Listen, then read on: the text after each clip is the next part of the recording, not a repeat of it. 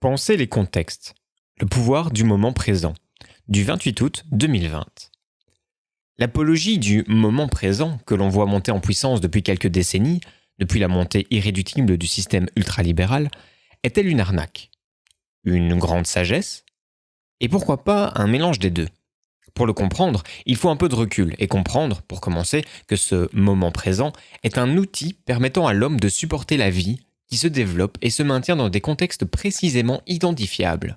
Chaque idéologie, qui se présente toujours comme une sagesse, qu'elle soit occidentale ou orientale, prend racine dans un contexte et remplit une fonction.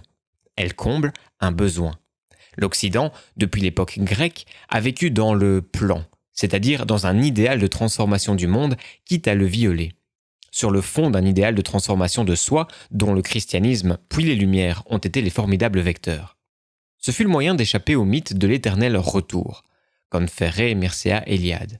D'un point de vue pragmatique, il s'agissait d'échapper à la faim, aux maladies, à l'inconfort permanent. Vivre dans le plan, forger un plan et forcer le monde à s'y soumettre, pressé que nous l'avons été de mieux vivre, a eu de formidables conséquences positives, complexification et humanisation de nos sociétés, mais aussi de terribles conséquences. L'industrialisation de la guerre, la perte de sens, perte des repères identitaires, montée des psychoses, de la folie. Dans ce cadre, l'intégration d'un mode de pensée qui se veut être une soumission au monde, à un lâcher-prise, s'est avérée nécessaire, produit par les circonstances. Plutôt que se poser les conditions de l'humanisation, comme l'ont fait de grands penseurs comme Edgar Morin, il nous a été plus facile de puiser dans la boîte à outils idéologique de l'Asie. L'occidental est un consommateur. Il fonctionne comme il a appris à être. Il aime bien se procurer ce qui est présenté en vitrine. Le prêt-à-penser, c'est plus pratique que l'artisanat conceptuel.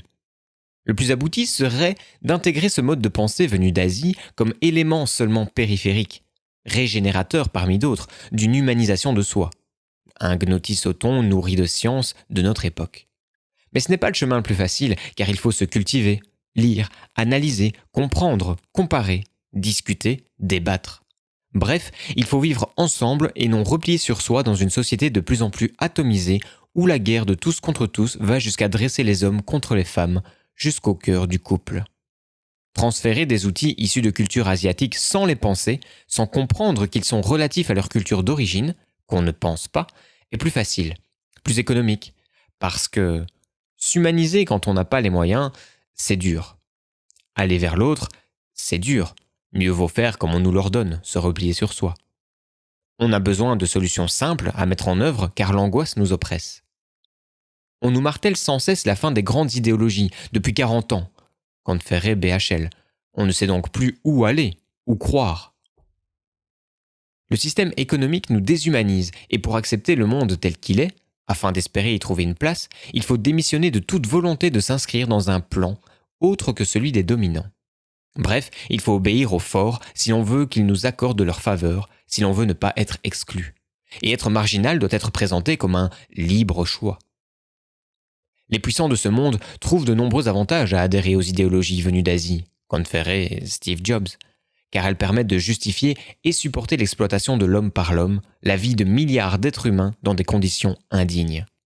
Ainsi, pris comme éléments séparés, à inclure dans une attitude cybernétique, le moment présent et la pensée du lâcher-prise, l'inscription de soi dans le processus, sont une avancée nécessaire à l'humanisation occidentale.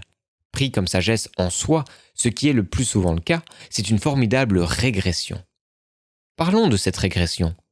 À quoi sert une idéologie? Comment fonctionne un être humain? Pourquoi le besoin de certitude? J'explique cela sur des centaines d'articles avec de prestigieuses références. Le moment présent, c'est une adéquation totale avec son sujet. On ne pense plus, car penser, c'est mal. C'est pour l'aspect objectif. Pour l'aspect subjectif, on a les interprétations très valorisantes que des sages tentent de donner, afin de se donner une identité valorisante. Autrement dit, c'est une façon de retourner un comportement négatif, se soumettre à l'ordre social et oublier tout projet collectif de transformation du monde et tout projet individuel de transformation de soi, car l'ego c'est mal, en comportement positif. Je ne me soumets pas, non, je décide de vivre le moment présent, car c'est une sagesse. L'apologie du moment présent est une apologie de la soumission. Je laisse les rênes à ceux qui ont le pouvoir et dirige entièrement ma vie, mais c'est parce que je suis un sage qui a découvert une spiritualité d'un ordre supérieur. Et l'on remarque que le bouddhisme provient de sociétés féodales, le Tibet par exemple, et est bien implanté dans les sociétés fourmilières, dures, très fortement hiérarchisées, peu complexes, d'où l'humanisme est absent. Non pas qu'être à ce qu'on fait, relié, soit mauvais, évidemment, mais une personne qui se construit sainement le fait naturellement. Ce n'est pas le centre de ses préoccupations. Pour vanter sans cesse le moment présent, la méditation et en faire une étiquette identitaire, il faut être complètement perdu et ressentir un grand besoin d'oublier le monde stressant dans lequel on vit. Cette obsession signale les problèmes que l'on ne parvient pas à résoudre. C'est un moyen de gérer l'angoisse dans un monde qui ne nous laisse comme prise que l'abandon de tout projet politique, qu'il soit humanisation de la société ou humanisation de soi.